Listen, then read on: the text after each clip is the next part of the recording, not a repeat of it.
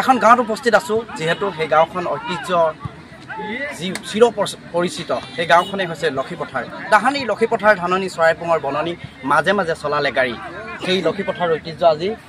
একেবাৰে আগৰণুৱা হৈ পৰিছে। আৰু মোৰ সঠিক হৈ দেখুৱাব এখন খেল দেখুৱাইছোঁ, য'ত ঘাঁহনিত খালী ভৰিৰে এখন যুঁজ চলি আছে। এই যুঁজৰ পৰম্পৰা আছে, বিশ্বকৰ্মাৰ পূজাৰ দিনা এনেধৰণে অনুষ্ঠিত কৰি আহিছে লক্ষীপথাৰ সমগ্ৰ ৰাইজে। আৰু আজি আমি এজন সোঁৱৰণিত কাৰ সোঁৱৰণিত অনুষ্ঠিত কৰিছে, আৰু সেয়াও আমি আপোনালোকৰ আগত অৱগত কৰিম। তাৰ সমান্তৰালভাৱে খেলি আছে এখন খেলৰ যুঁজ হৈছে। এই যুঁজখন হৈছে লক্ষীপথাৰ অতি ভিতৰুৱা গাঁও। এটা সময়ত লক্ষীপথাৰ, সেই লক্ষীপথাৰ বুলি ক'লে টোপনি হাৰি লৈ গৈছিল, আচলতে শুব পৰা নাছিল। সেই সময়ৰ লক্ষীপথাৰ এনেধৰণে মানুহ সমবেত হ'ব পৰা নাছিল। তেনেস্থলত আজিও খালী ভৰিৰ এখন যুঁজ এই ফুটবল খেল অনুষ্ঠিত কৰি আহিছে। আমি পোনে পোনে ইয়াৰ বিষয়ববীয়া আছে তেওঁলোকৰ কাষলৈ যাব বিচাৰিছোঁ। যিহেতু কথা উল্লেখ কৰিব লাগিব যে পৰেশ বৰুৱাৰ দৰে দুৰ্ধৰ্ষ ফুটবল খেলুৱৈ ইয়াত অংশগ্ৰহণ কৰিছিলে, এখন ফিল্ডত খেলিছিলে। যিহেতু আজি সেই তাহানিৰ লক্ষীপথাৰ আজি সম্পূৰ্ণ পাৰ্থক্য আছে, কি ক'ব এই মুহূৰ্তত? হয়, আচলতে পূৰ্বৰ যিবিলাক দিন সেইবিলাক দিন আমি পুনৰাই আকৌ মানে মনত সজীৱ কৰিবৰ কাৰণে আমাৰ ইচ্ছা নাযায়। ৯০ দশকৰ যিসমূহ দিন আছিলে, আপুনি ইতিমধ্যে উল্লেখিছে যে টোপনি হাৰিছিলে, গতিকে সেই দিনটোলৈ আমি পুনৰ ঘূৰি যাব নোখোজো বা সেই দিনবিলাক আমি পুনৰাই মনত পেলাব নোখোজো। এনেকুৱা এটা দিন আছিল যিবোৰ দিনত আমি কোনো ডেকা গাভৰু ঘৰত থাকিব নোৱাৰা অৱস্থা আছিল। কিন্তু আজিৰ পৰিৱেশ কিন্তু সম্পূৰ্ণ সুকীয়া। গতিকে এই পৰিৱেশটো, যিটো পৰিৱেশ আপোনালোকে ইতিমধ্যে দেখুৱাইছে, এই পৰিৱেশটো গঢ় দিবৰ কাৰণে বা হওক বা এটা এনেকুৱা ধৰণৰ বাতাবৰণ সৃষ্টি কৰিবৰ কাৰণে আজি পাম না এখন চৰকাৰে হওক বা ইয়াৰ স্থানীয় যিসমূহ যুৱ সংঘ, এইসকলে অকণমান যোগ লৈছে। আৰু সমান্তৰালকে চৰকাৰকো আমি যিখিনি কথা ইতিমধ্যে কৈছোঁ যে চৰকাৰকো আমি অকণমান শলাগিব লাগিব। তেখেতসকলে এইখিনি ক্ষেত্ৰত যথেষ্ট সহায় সহযোগিতা কৰিছে। গ্ৰাম্যাঞ্চলত খেলা ধূলাৰ কাৰণে যিখিনি তেখেতসকলে ব্যৱস্থা কৰিছে, খেলৰ সামগ্ৰী প্ৰদান কৰি পেলাই বা সমান্তৰালকৈ কিছু এনেকুৱা ধৰণৰ মঞ্চ তৈয়াৰ কৰি দিছে, যাৰ জৰিয়তে ল'ৰাবিলাকে বা যুৱচামে খেলৰ প্ৰতি আগ্ৰহ প্ৰকাশ কৰিছে। আৰু সেই যাত্ৰাৰে আমিও এই যুৱ সংঘটো অংশীদাৰভাৱে দিছোঁ। আৰু ঠিক তেনেধৰণে আমি এই পৰম্পৰাগত খেলখন আমি আজিও বৰ্তাই ৰাখিবৰ কাৰণে চেষ্টা কৰি আছোঁ। কাৰ সোঁৱৰণিত হৈছে এই খেলখন আমাৰ যুৱ সংঘৰ এগৰাকী খুব অমায়িক যুৱক আছিল। তেখেত ইয়াৰে চৰকাৰৰ দ্বাৰা খন্দা এটি অমৃত সৰোবৰ নামৰ যিটো আঁচনি আছিল, সেই আঁচনিৰ পুখুৰীত পৰি পেলাই তেওঁৰ মৃত্যুবৰণ হৈছিল বা মৃত্যু সাৱটি ল'ব লগা হৈছিল। গতিকে অকস্মাতে আমাৰ মাজৰ পৰা হেৰাই যোৱাৰ কাৰণে আমি গোটেই যুৱ সংঘ বা গাঁৱৰ সকলো মৰ্মাহত হৈছিলোঁ। তাৰে সোঁৱৰণত তাক আমি আমাৰ মাজত সজীৱ কৰি ৰাখিবৰ নিমিত্তে আমি আজি সেই খেলখন অনুষ্ঠিত কৰি দিছোঁ। পুনৰ যাম, আমি আন এগৰাকী কাষলৈ যাম। কিন্তু প্ৰথমতে দেখুৱাইছোঁ সেয়া দুখৰ বিষয়ে মানৱ বৰুৱা, প্ৰতিভাৱান এই লক্ষীপথাৰৰে এগৰাকী যুৱক, যিহেতু আকস্মিকভাৱে মৃত্যুবৰণ কৰিছিল। আৰু আমি পুনৰ যাম তেওঁলোকৰ কাষলৈ, যিহেতু তাহানি লক্ষীপথাৰ বৰ্তমান সময়ত চহৰত বাস কৰিছে। অনুভৱটো? হয়, আমি যদিও চহৰত থাকোঁ, মোৰ শৰীৰটোহে চহৰত থাকে, মোৰ মনটো সদায় লক্ষীপথাৰ। মই সপ্তাহত নিম্নতম এবাৰ হ'লে মই গাঁওখনলৈ আহোঁ। আৰু গাঁৱৰ মোৰ যিসমূহ আপোন মানুহ আছে, প্ৰত্যেকৰ লগত মই একাত্ম হৈ থাকিব খোজোঁ, প্ৰত্যেকৰ লগত মই থাকিব খোজোঁ। ইয়াৰ মানুহৰ যিখিনি মৰম চেনেহ, সেইখিনি একেবাৰে অকৃত্ৰিম,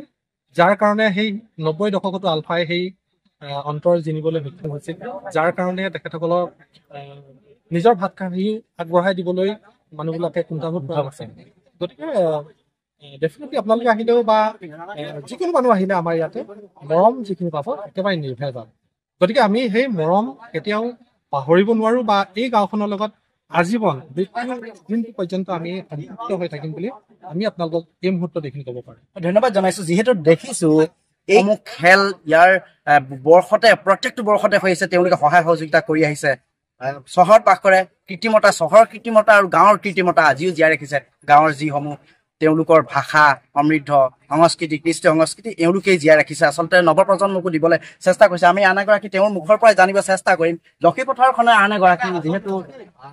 সাহিত্যৰ লগত জড়িত কেইবাখনো আমি কবিতা পুথিও সাহিত্যৰ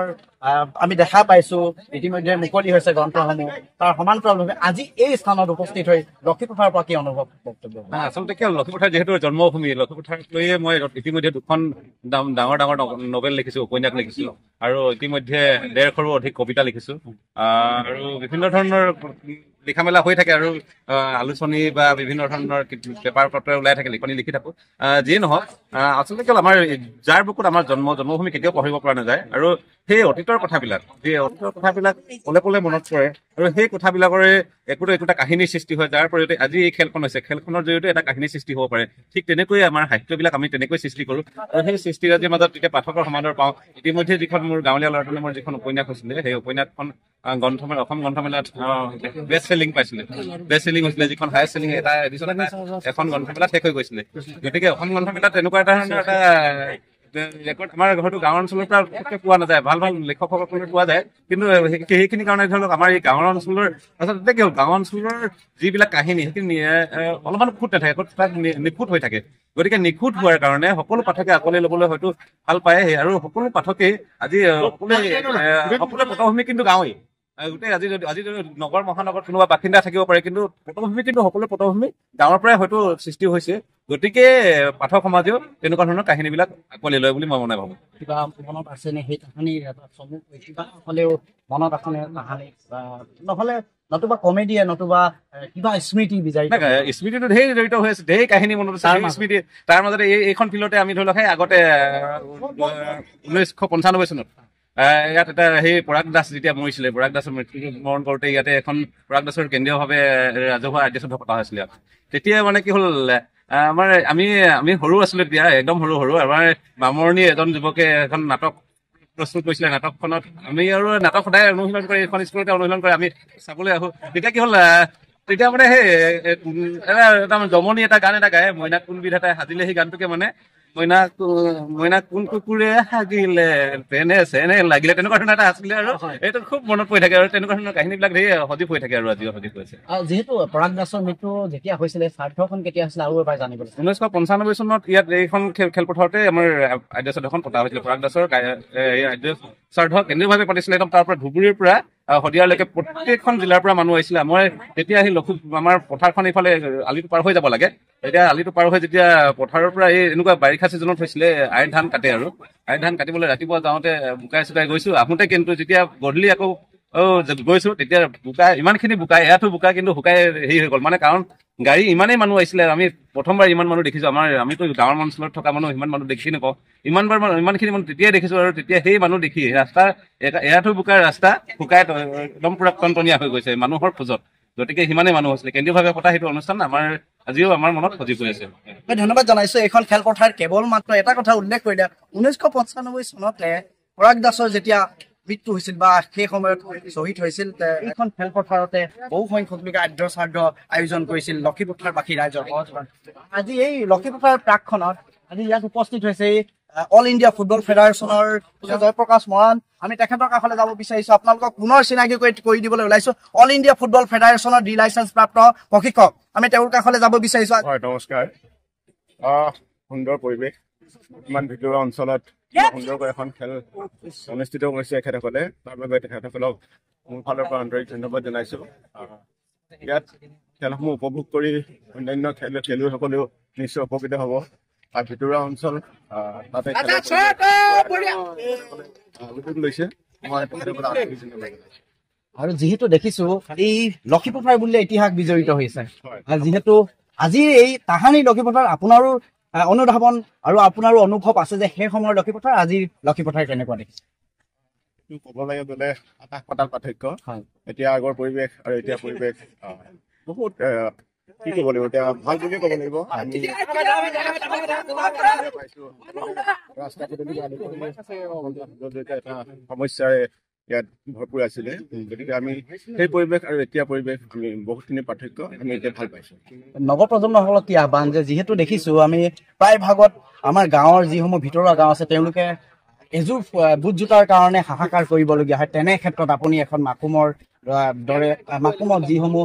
উদীয়মান নৱপ্ৰজন্মৰ যুৱকসকল আছে তেওঁলোকক প্ৰশিক্ষণৰ দ্বাৰাই আগুৱাই লৈ যাবলৈ চেষ্টা কৰিছে এইসমূহ যিসমূহ গাঁও যিবোৰ প্ৰতিভা আছে এইসমূহক কি আহ্বান আমি চাইছো যিসকল ফুটবল খেলুৱৈ আছে অংশগ্ৰহণ কৰে আৰ্থিকভাৱে ইমান কিদৰে আগুৱাই নিব ভিতৰুৱা অঞ্চলত আছে এই প্ৰতিভাসমূহ কিদৰে আমি বিকাশ কৰিব পাৰো এখন মঞ্চ দিব পাৰো তাৰ কাৰণে আমি আপ্ৰাণ প্ৰচেষ্টা চলাই আহিছো আৰু চলাই যোৱাটো উচিত তেখেতসকলকো মই এই খেলৰ মাধ্যমেৰে মই ক'ব খোজো যিহেতু আমাৰ আগুৱাই যাব বিচাৰে তেখেতসকলক যিসকল আগবঢ়াব পাৰে যাতে আমাক কণ কণ উঠি অহা খেলুৱৈসকলক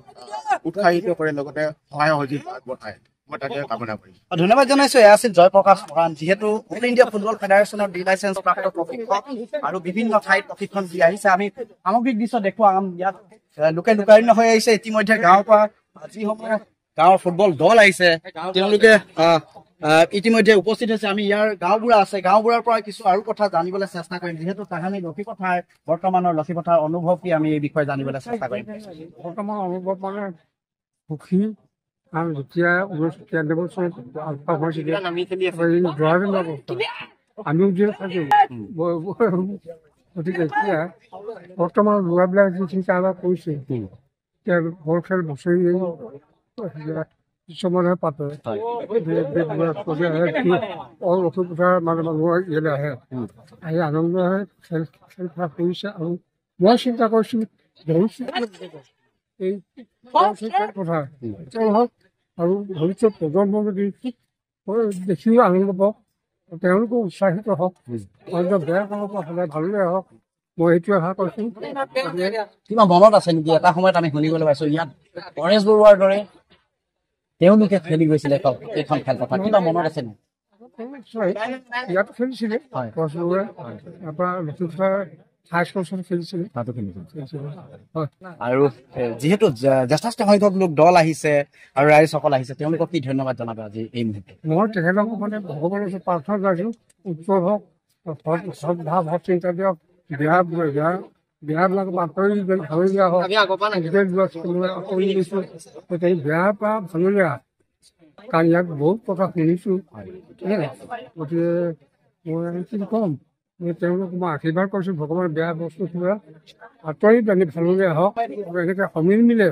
জাতি ধৰ্ম নিৰ্বিশেষে ইয়াত মিলি থাকক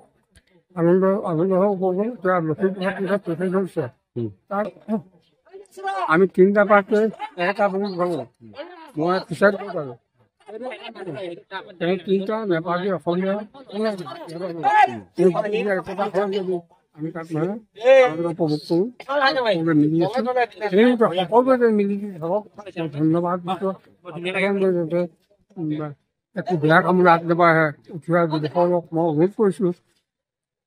নমস্কাৰ কৰিছোঁ বেয়া কষ্ট আচলতে আপুনি আহা গতিকে ভাল পথে আগবাঢ়া কিমান ল'ৰা ছোৱালী কি হ'ব সুন্দৰ আহ্বান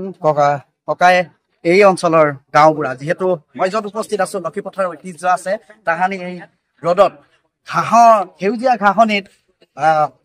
ঘামৰ যুঁজ চলি আছে আৰু ইয়াৰ পৰা দেখুৱাবলৈ চেষ্টা কৰিম আৰু পৰৱৰ্তী সময়ত আমি দেখুৱাম ইয়াৰ ফলাফল কি হ'ল এয়াও দেখুৱাবলৈ চেষ্টা কৰিম আজি যিহেতু এই লক্ষীপথাৰ অঞ্চলত উপস্থিত আছে আমি পুনৰ দেখুৱালো যিগৰাকী অল ইণ্ডিয়া ফুটবল ফেডাৰেশ্যনৰ ডি লাইচেঞ্চ প্ৰাপ্ত প্ৰশিক্ষক জয়প্ৰকাশ মৰাণ তেখেতকো আমি দেখুৱাবলৈ চেষ্টা কৰিলো এই ভিতৰুৱা গাঁৱত উপস্থিত হৈ